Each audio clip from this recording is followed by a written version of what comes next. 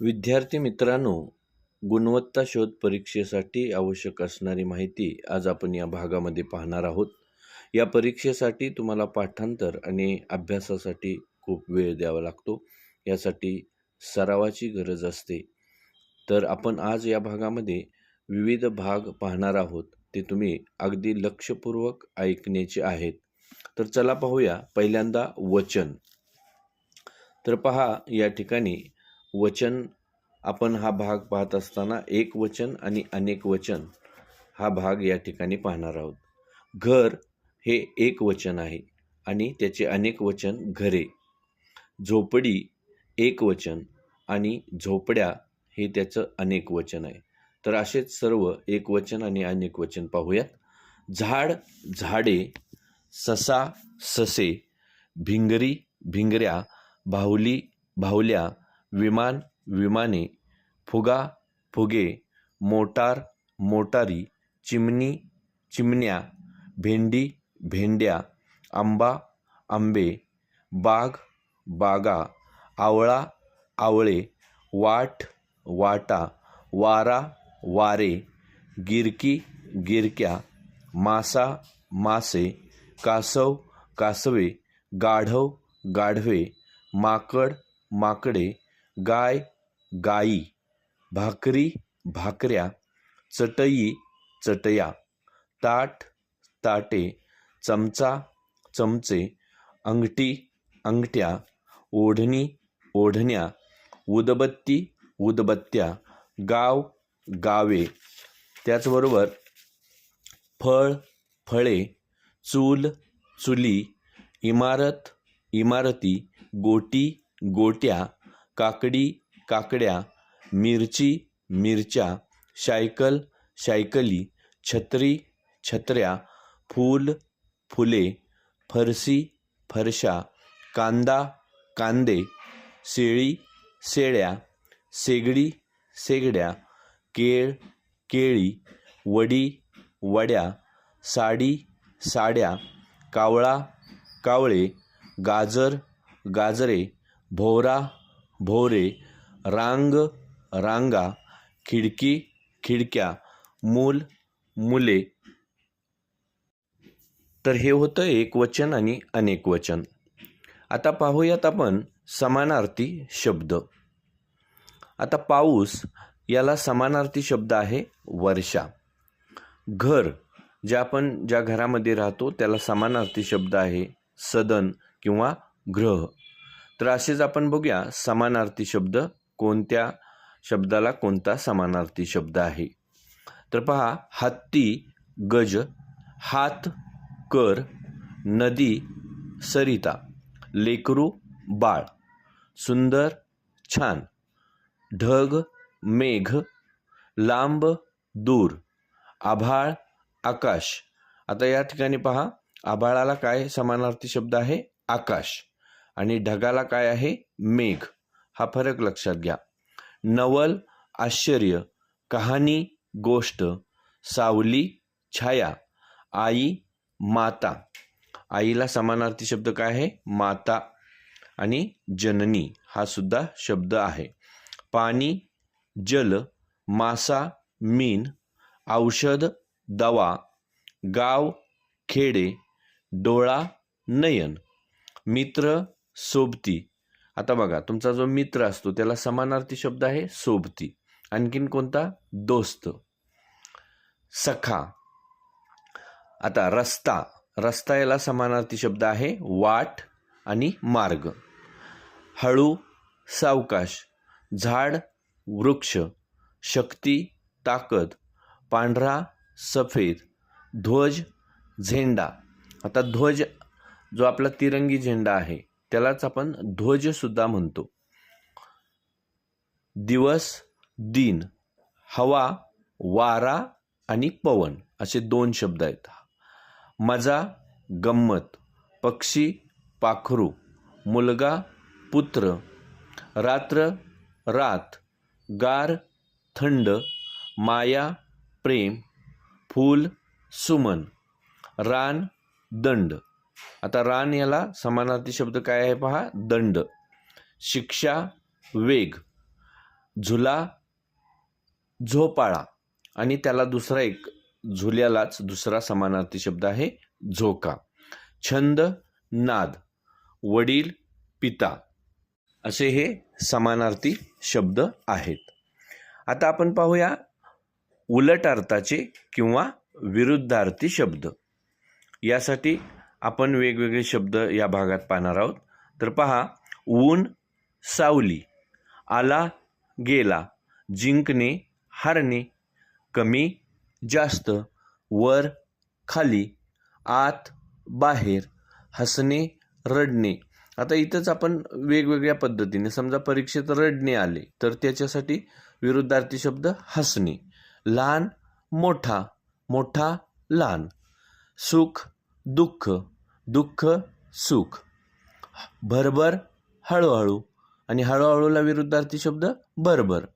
उगवणे मावळणे, मावळणे उगवणे. डावा उजवा, उजवा डावा. गार गरम, गरम गार. काळा पांढरा, म्हणजे काळ्याला विरुद्धार्थी शब्द काय? पांढरा. आणि पांढरा शब्द असा परीक्षेत आला आणि त्याला विरुद्धार्थी शब्द विचारला तर काळा. इकडे तिकडे, मुलगा मुलगी, मुलगी मुलगा. स्वच्छ घाणेरडा, घाणेरडा स्वच्छ. लांब जवळ, आता लांब आणि जवळ, जवळ असेल शब्द आला असेल तर त्याला विरुद्धार्थी शब्द लांब. जाणे येणे, येणे जाणे. चढणे उतरणे, उतरणे चढणे. कडू गोड, गोड कडू.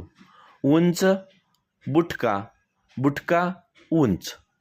खरे खोटे, खोटे खरे.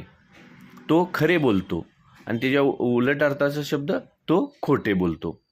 मागे पुढे, पुढे मागे. मित्र शत्रू, शत्रू मित्र. प्रकाश अंधार, अंधार प्रकाश. दिवस रात्र, रात्र दिवस. चूक बरोबर, बरोबर चूक. त्याने चुकीचं उत्तर सांगितलं, दुसऱ्याने बरोबर उत्तर सांगितलं. म्हणजे चूकच्या विरुद्धार्थी बरोबर, आणि बरोबरच्या विरुद्धार्थी शब्द किंवा उलटार्थी शब्द चूक. धीट भित्रा, एखादा मुलगा भित्र असतो आणि एखादा धीट असतो. तर धीटच्या विरुद्धार्थी भित्रा आणि भित्रेच्या विरुद्धार्थी धीट. चांगले वाईट. हार जीत. आता हार आणि जीत, हार म्हणजे बघा, आपण कबड्डीचा सामना जिंकतो त्यावेळी त्याला जीत म्हणतो, आणि आपण एखादा सामना हारतो म्हणजे आपला पराजय होतो त्याला हार म्हणायचं. म्हणजे हार जीत, जीत हार. मऊ कठीण, कठीण मऊ. पूर्व पश्चिम, पश्चिम पूर्व. दक्षिण उत्तर, उत्तर दक्षिण. नवे जुने, जुने नवे. त्याची कपडे कसे आहेत? नवी आहेत, आणि दुसऱ्याची जुनी आहेत. म्हणजे नव्याच्या विरुद्धार्थी जुने आणि जुन्याच्या विरुद्धार्थी नवे. तर हे झाले विरुद्धार्थाचे शब्द. आता आपण पाहणार आहोत ध्वनिदर्शक शब्द. काही पशुपक्ष्यांच्या आवाजाचे ज्ञान आपणाला होणे आवश्यक असते, आणि त्यांचे आवाज कसे असतात, प्राण्यांचे आवाज कसे असतात, पक्ष्यांचे आवाज कसे असतात, वेगवेगळ्या वस्तूंचे आवाज कसे निघतात, हे आपण या भागात बघणार आहोत. तर बघा, कुत्र्याचे असते ते भुंकणे, गायीचे असते ते हंबरणे, घोड्याचे खिंकाळणे, बेडकाचे डराव डराव किंवा डरावणे, मांजराचे काय असते? म्याव म्याव, कोकिळेचे कुहू कुहू, सापाचे असते फुसफुसणे, फुतकारणे. विजांचा काय असतो? ज्या आकाशात विजा होतात बघा, पावसाळ्यामध्ये विजा होतात, त्या विजांचा आवाज कसा असतो? कडकडाट. म्हैशीचे असते ते रेखणे, म्हणजे म्हैस ओरडते त्याला आपण रेखणे म्हणतो. वाघाची असते ती डरकाळी. गाढवाचे काय असते? ओरडणे, गाढव ओरडते. आता सिंह असतो जंगलामध्ये, तुम्हाला माहित आहे, तर त्या सिंहाचा आवाज जो असतो तो ओरडतो त्याला गर्जना म्हणतात, म्हणजे सिंहाची गर्जना. पाण्याचा काय असतो? खळखळाट असतो. आणि हत्तीचे काय असते? चित्कारणे. हत्तीचे काय असते? चित्कारणे. आणि सापाचे काय असते? फुतकारणे. किंवा फुसफुसणे. आता पायामधले जे पैंजण असतं त्याचा जो ध्वनी निघतो त्याला काय म्हणतात? छुम छुम. घंटा असते त्याचा आवाज निघतो त्याला काय म्हणतात? घणघणाट. पावसाची असते ती रिमझिम असते. ढगांचा असतो तो गडगडाट असतो. आता इथं बा, मगाशी आपण बघितलं, विजांचा असतो तो कडकडाट असतो आणि ढगांचा असतो तो गडगडाट असतो. हे लक्षात ठेवा. गडगडाट आणि कडकडाट. विजांचा कडकडाट आणि ढगांचा गडगडाट. चिमणीची असते ती चिवचिव असते. कावळ्याची असते ती कावकाव असते. म्हणजे कावळा ओरडतो त्याला कावकाव म्हणायचं, चिमणी ओरडते त्याला चिवचिव म्हणायचं. कोंबड्याचे असते ते आरवणे. बघा, पहाटे कोंबडा आरवतो, त्याचं ओरडणं असतं त्याला काय म्हणतात? आरवणे. पंखांचा असतो तो फडफडाट असतो. बघा, जे पक्षी असतात त्यांच्या पंखांचा आवाज होतो त्याला फडफडाट म्हणतात. पक्ष्यांचा असतो तो किलबिलाट आणि त्यांच्या पंखांचा असतो तो फडफडाट. पानांची असते ती सळसळ. म्हणजे झाडांची पानं असतात त्याचा आवाज होतो त्याला काय म्हणतात? सळसळ. तर हे सर्व ध्वनिदर्शक शब्द लक्षात ठेवा. यामधला फरक जो आहे तो तुम्ही लक्षात ठेवा. हत्तीचे असते ते चित्कारणे असते, सापाचे असते ते फुतकारणे किंवा फुसफुसणे असते, ढगांचा असतो तो गडगडाट असतो आणि विजांचा असतो तो कडकडाट असतो. हा फरक लक्षात घ्या. पंखांचा म्हणजे फडफडाट असतो. पक्ष्यांच्या पंखांचा जो आवाज असतो त्याला फडफडाट म्हणायचं आणि पक्ष्यांच्या तोंडातून आवाज निघतो त्याला किलबिलाट म्हणायचं. हे लक्षात ठेवा. आता पाहूया आपण पिल्लू दर्शक शब्द. म्हणजे काही प्राणी आणि त्यांची पिल्लं असतात त्यांना काय म्हणायचं? तर पाहूया आपण. जे माणसाचं असतं ते त्याला बाळ म्हणतात. म्हैशीचे असते त्याला रेडकू म्हणतात. कुत्र्याचं बाळ असतं त्याला पिल्लू म्हणतात. गाढवाचे पिल्लू असते त्याला शिंगरू म्हणतात. मांजराचे असते ते पिल्लू. शेळीचे असते ते करडू. पक्ष्याचे असते ते पण पिल्लूच असते. म्हणजे पिल्लू कुणाकुणाचे असते बघा. पक्ष्याचे पिल्लू असते, मांजराचे पिल्लू असते, कुत्र्याचे पिल्लू असते. हे लक्षात ठेवा. आता मेंढीचे असते ते कोकरू असते आणि शेळीचे असते ते करडू असते. आता मेंढी आणि शेळी यामधला फरक लक्षात घ्या आणि त्यांच्या पिल्लांना काय म्हणतात हा पण फरक लक्षात घ्या. शेळीचे असते ते करडू असते आणि मेंढीचे असते ते कोकरू असते. गाईचे वासरू, घोड्याचे असते ते शिंगरू असते, हरणाचे असते ते पाडस असते आणि सिंहाचा असतो तो छावा. आता सिंह तुम्हाला माहित आहे त्याच्या गळ्याभोवती मोठं आयळ असतं त्याला सिंह म्हणायचं आणि त्याच्या बाळाला किंवा त्याच्या पिल्लाला काय म्हणतात? छावा. आणि वाघाचा असतो तो बछडा असतो. वाघाचा असतो तो बछडा असतो. म्हणजे हा पण फरक लक्षात घ्या. सिंहाचा असतो छावा आणि वाघाचा असतो बछडा. आता आपण पाहूया घरदर्शक शब्द. म्हणजे कोणता प्राणी, पक्षी ज्या ठिकाणी राहतो त्याच्या घराला काय म्हणतात हे आपण या भागात बघणार आहे. तर पहा, माणूस जिथे राहतो त्याला घर म्हणतात. पक्षी जिथे राहतो त्याला घरटे म्हणतात. आणि उंदीर कुठे राहतो तर तो बिळात राहतो. म्हणजे उंदीर राहतो ते बीळ, म्हणजे त्या प्रत्येकाच्या घराला काय म्हणतात हे आपण या भागात बघणार आहे. तर घोडा राहतो तो तबेल्यात, म्हणजे घोडा तबेला. कोंबडी राहते खुराड्यात. सिंह राहतो गुहेत, म्हणजे सिंह गुहा. मधमाशी पोळे. चिमणी घरटे. कोकिळा घरटे. त्याचबरोबर हरिण दाट झाडीमध्ये राहते. मुंगी राहते ती वारुळामध्ये राहते.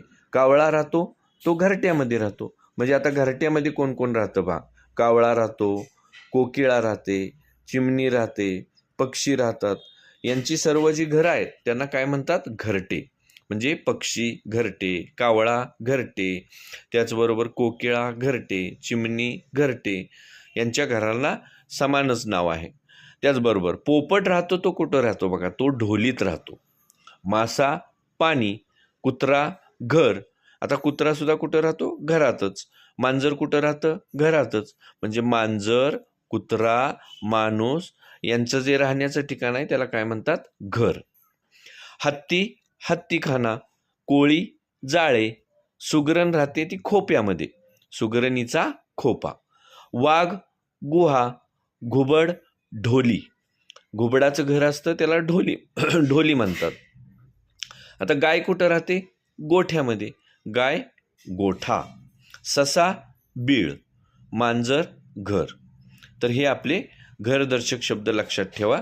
याच्यामध्ये माणूस कुठं राहतो? घरामध्ये. कुत्रा कुठे राहतो? घरामध्ये. मांजर कुठे राहते? घरामध्ये. आता वारुळात कोण राहतं? मुंगी राहते. त्याचबरोबर आता घरट्यामध्ये कोण कोण राहतं? तर पक्षी घरटे, चिमणी घरटे, कावळा घरटे. हे लक्षात ठेवा. हे घरदर्शक शब्द आहेत. आता बघूया लिंग. तर बघा, मराठीमध्ये 3 लिंग मानली जातात. एक पुल्लिंग, स्त्रीलिंग आणि नपुसकलिंग. पुल्लिंग नावाचा उल्लेख होतो तो या शब्दाने होतो. स्त्रीलिंग नावाचा उल्लेख होतो तो ती या शब्दाने होतो. आणि नपुसकलिंग नावाचा उल्लेख होतो तो ते या शब्दाने होतो. मग आता आपण पाहूया. बघा, पाऊस.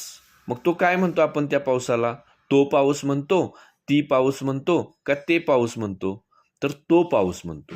म्हणून तो आला की तो पुल्लिंगी. शाळा. तो शाळा आपण कधी म्हणत नाही. ते शाळा कधी म्हणत नाही. तर ती शाळा. म्हणजे शाळा ही काय आहे? स्त्रीलिंगी. आता विमान. तो विमान म्हणतो का आपण? नाही. ती विमान म्हणतो का? नाही. तर ते विमान म्हणतो. मग ते विमान असेल, ते हा शब्द आला तर ते काय झालं? नपुसकलिंगी. तर बघूया आपण. तो ससा, ती भिंगरी, ते कासव. म्हणजे तो ज्या ठिकाणी येईल ते पुल्लिंगी नाम आहे, लक्षात ठेवायचं. आणि ती ज्या ठिकाणी येईल ते स्त्रीलिंगी नाम आहे म्हणायचं. आणि ते ज्या ठिकाणी येईल त्या ठिकाणी नपुसकलिंगी. आता फुगा. तो फुगा म्हणजे पुल्लिंगी. मोटार. ती मोटार म्हणजे स्त्रीलिंगी. माकड. ते माकड. तर अशा पद्धतीनं पुल्लिंगी, स्त्रीलिंगी आणि नपुसकलिंगी नावं ओळखायची आहेत.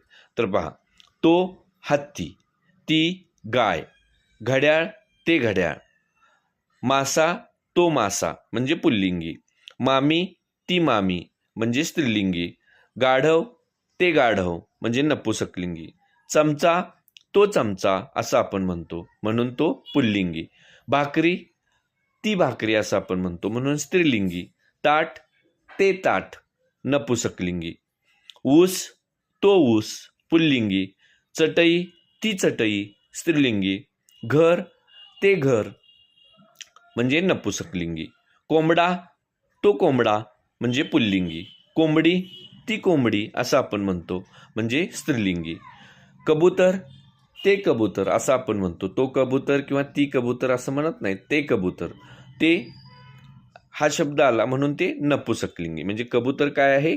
नपुसकलिंगी आहे, नाम आहे. आता झोका तो झोका म्हणजे पुल्लिंगी, सायकल ती सायकल म्हणजे स्त्रीलिंगी, झाड ते झाड म्हणजे नपुसकलिंगी, माणूस पुल्लिंगी तो माणूस, रिक्षा ती रिक्षा म्हणजे स्त्रीलिंगी, ढग ते ढग असं आपण म्हणतो म्हणून ते नपुसकलिंगी. आता बघा, नवरा बायको म्हणजे आता लिंग बदलायचं, नवऱ्याचं लिंग बदलायचं असेल म्हणजे पुल्लिंगीचं स्त्रीलिंगी करायचं असेल तर नवरा बायको, वडील आई, भाऊ बहीण, बैल गाय, चिमणा चिमणी, बोका मांजर किंवा भाटी. बघा, हे नाव लक्षात ठेवा लिंग बदलायच्या वेळेला. जर बोका असा शब्द असेल तर त्याचं स्त्रीलिंगी रूप काय होणार? मांजर किंवा भाटी. मुलगा मुलगी, देव देवी, राजा राणी, आजोबा आजी, काका काकी, शिक्षक शिक्षिका, मित्र मैत्रीण, दोर दोरी. आता आपण उलटं बघूया. बायको याचं लिंग बदलायचं असेल तर नवरा, आई वडील, बहीण भाऊ, गाय बैल, चिमणी चिमणा, मांजर किंवा भाटी याचं जर लिंग बदलायचं असेल, मांजर किंवा भाटी हे स्त्रीलिंगी रूप आहे, मग त्याचं जर पुल्लिंगी करायचं असेल तर बोका, मुलगी मुलगा, देवी देव, राणी राजा, आजी आजोबा, काकी काका, शिक्षिका शिक्षक, मैत्रीण मित्र, दोरी दोर. तर हे असे लिंग बदलायचे भाग आहेत. अशा पद्धतीनं आपण लिंग बदलू शकतो. आता आपण पाहूया जोड शब्द. बघा, आपण बोलत असताना वेगवेगळे जोड शब्द येतात. म्हणजे वर खाली असा एकदम आपण जोड शब्द वापरतो. जवळपास, गोडधोड असे वेगवेगळे शब्द आपण वापरतो. तर असे जोड शब्द आपण बघूया. कमी जास्त, पशु पक्षी, घरदार, खाडाखोड, झाडलोट, वर खाली, पालापाचोळा, वाजत गाजत, पिवळा धमक. म्हणजे एकच शब्द त्याला जोडून पुन्हा दुसरा शब्द येतो. त्याला जोड शब्द आपण असे वापरत असतो नेहमी. पिवळा धमक, पालन पोषण, झाडे झुडपे, आरडाओरडा, अवतीभोवती, गोडधोड, जवळपास, लाल भडक, नवे कोरे, बारीक सारीक, जवळपास, दागदागिने, अधूनमधून, काटकसर, शेजारी पाजारी, धावत पळत, थोडेफार, कामधंदा, टंगळमंगळ हे सगळे काय आहेत? जोड शब्द आहेत. धक्का हा शब्द आला की त्याला जोडून शब्द येतो धक्काबुक्की. कागद आलं की त्याला जोडून शब्द येतो कागदपत्र. म्हणजे हे सगळे जोड शब्द आपण वापरत असतो. केर आला की म्हणतो आपण केर कचरा. म्हणजे केर कचरा हा जोड शब्द आहे. चढ उतार, संगत सोबत, गमती जमती, पाणी फुले, कामकाज, जुने पुराणे हे असे काय आहेत? सगळे जोड शब्द आहेत. ते लक्षात ठेवायचे आणि पुन्हा पुन्हा ऐकायचे, म्हणजे आपल्या ते लक्षात राहतं. आणि यावरती प्रश्न आले की मग आपणाला ते सोडवता येतात.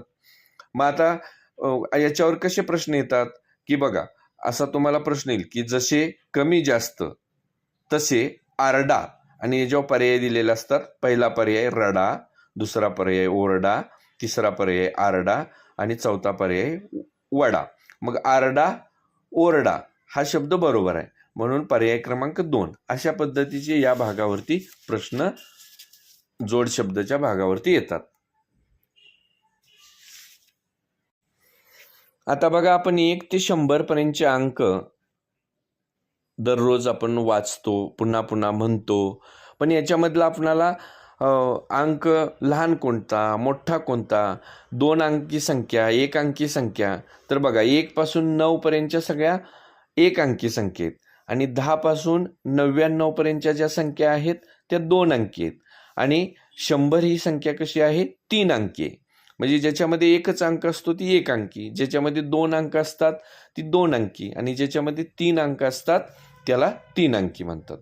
आता 1 पासून 10 पर्यंत आपण बघितलं तर 1 ते 9 हे 1 अंकी आहेत आणि 10 मात्र 2 अंकी आहे.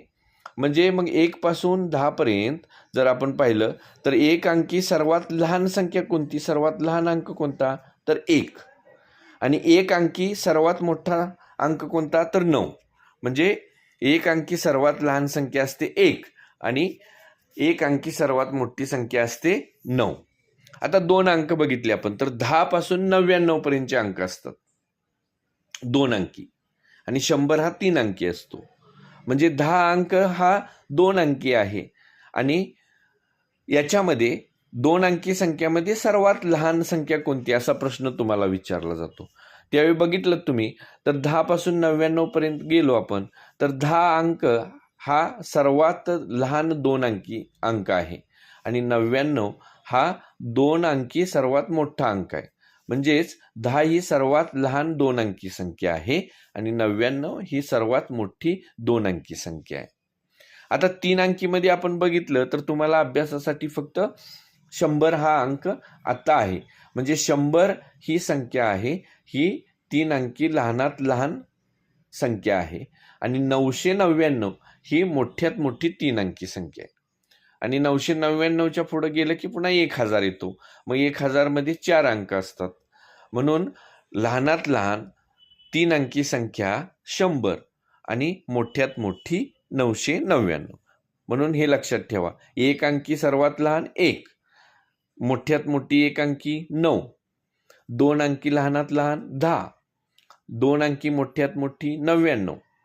आता 3 अंकी लहानात लहान 100 आणि 3 अंकी मोठ्यात मोठी 999. हे लक्षात ठेवा.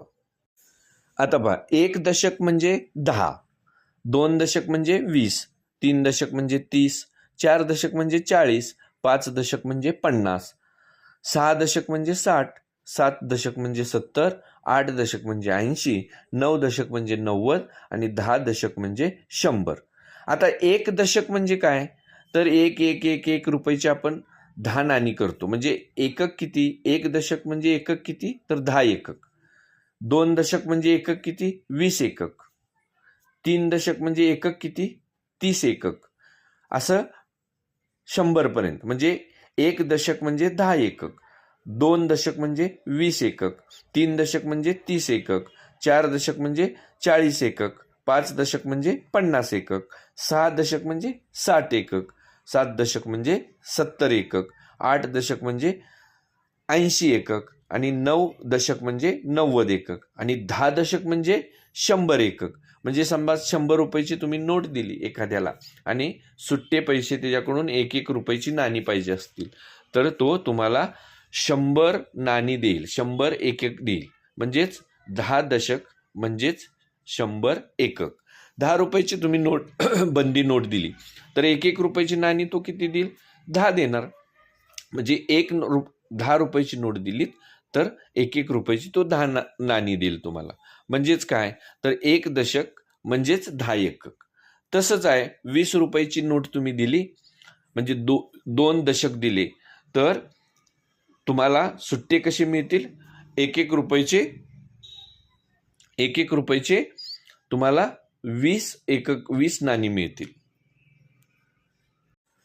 आता आपण या ठिकाणी इंग्रजीचा भाग पाहूया मित्रांनो. तर फॅमिली मेंबर्स यामध्ये आपण आपल्या कुटुंबातील जे नातेवाईक आहेत यांच्या नावावर, नातेसंबंधावरती या घटकावरती प्रश्न विचारले जातात. तर ते आपण पाहूया. मदर म्हणजे आई. जे स्पेलिंग काय मदरचं? MOTHER. मदर म्हणजे आई. Father FATHER. फादर म्हणजे वडील. आता ग्रँडमदर GRANDMOTHER. ग्रँडमदर म्हणजे वडिलांची आई, त्यांनाच आपण आजी म्हणतो. ग्रँडफादर म्हणजे वडिलांचे वडील, त्यांना आपण आजोबा म्हणतो. Brother BROTHER. ब्रदर म्हणजे भाऊ. SISTER. सिस्टर म्हणजे बहीण. आता अंकल UNCLE. अंकल म्हणजे काका किंवा आपण मामाही म्हणतो. आता अंटी AUNTI. अंटी म्हणजे काकी, मामी, आत्या. या सर्वांना इंग्रजीमध्ये एकच शब्द वापरला जातो, अंटी. म्हणजे काकीला, मामीला, आत्यांना या सर्वांना एकच शब्द इंग्रजीत वापरतात, अंटी. AUNTI. आता चुलत भाऊ असतो त्याला इंग्रजीमध्ये म्हणतात कझिन. COUSIN. कझिन म्हणजे चुलत भाऊ. आता मुलगा असतो, मुलाला काय म्हणतात? तर सन. मुलगा असतो त्याला सन. SON. सन. आणि डॉटर म्हणजे मुलगी. DAUGHTER. डॉटर म्हणजे मुलगी.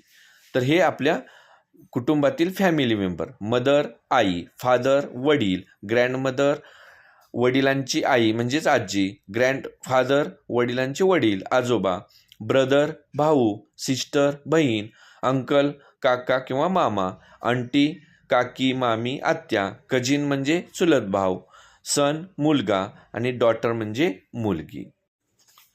आता कलर्स म्हणजेच रंग. आता आपण मराठीत वेगवेगळे रंग पाहतो आणि त्याला आपण इंग्रजीमध्ये काय म्हणायचं हे आपण या भागात पाहणार आहे. तर बघा, लाल, निळा, हिरवा, पिवळा, काळा, पांढरा, गुलाबी, केसरी, जांभळा असे वेगवेगळे रंग असतात. मग याला इंग्रजीमध्ये काय म्हणतात तर पाहूया आपण.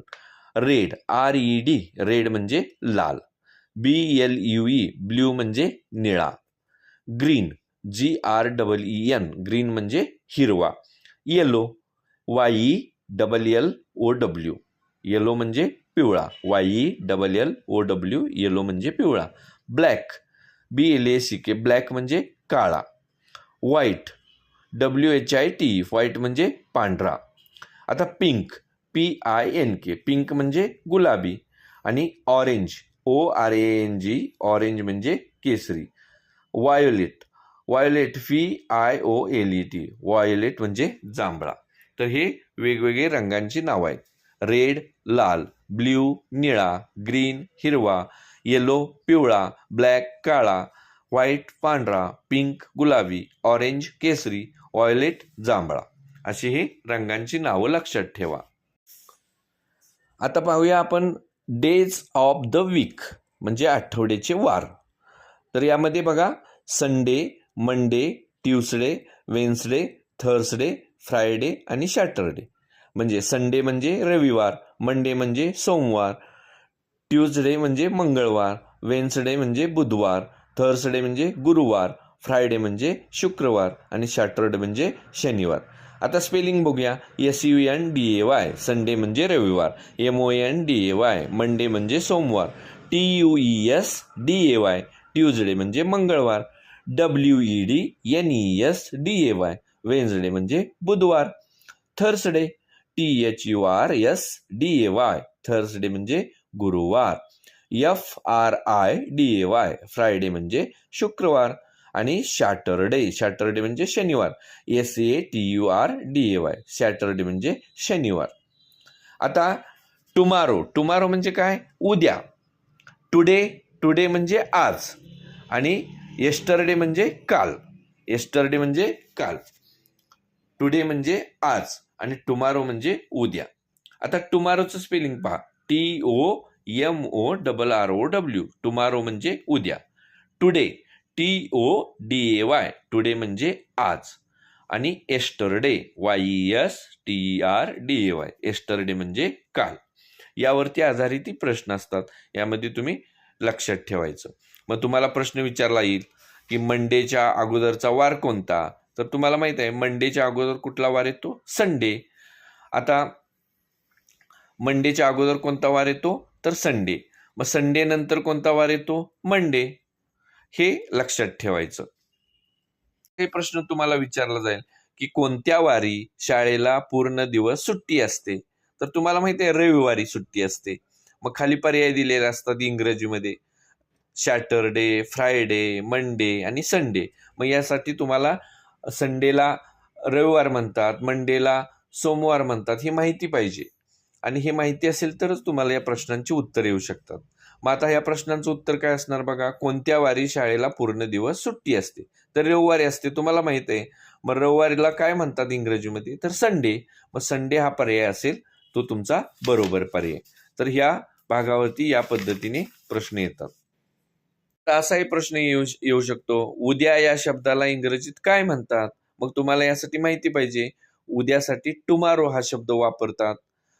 कालसाठी कोणता? एस्टरडे. आणि आजसाठी टुडे. हे शब्द माहिती पाहिजेत तुम्हाला. यासाठी तुम्हाला हे शब्द स्पेलिंग वगैरे येणं गरजेचं आहे. आता या भागात आपण पाहणार आहोत नंबर्स.